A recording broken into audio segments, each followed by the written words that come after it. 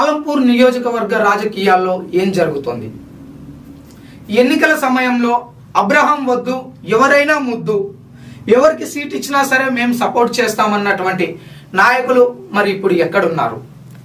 ఆలంపూర్ ఎన్నికల తర్వాత గెలిచినటువంటి ఎమ్మెల్యే వల్ల అభివృద్ధి చెందుతుందా? ఆలంపూర్ అభివృద్ధికి మరి ఎమ్మెల్యే ఏం చేస్తున్నారు? అసలు ప్రజల్లో తీవ్ర విమర్శలనైతే బీఆర్ఎస్ పార్టీ ఎమ్మెల్యే ఎమ్మెల్సీ ఎదుర్కొంటున్నారు. మరి ఈ విషయం వారికి తెలుసా? బీఆర్ఎస్ పార్టీ ఎమ్మెల్యేకి కృషి చేసినటువంటి నాయకులు మరి ఇప్పుడు ఎక్కడున్నారు? అసలు వారు ఎందుకు నోరు మెదపడం లేదు?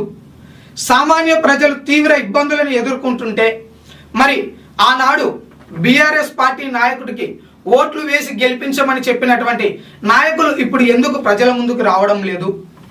ఆలంపూర్ నియోజకవర్గంలో 100 పడకల ఆసుపత్రి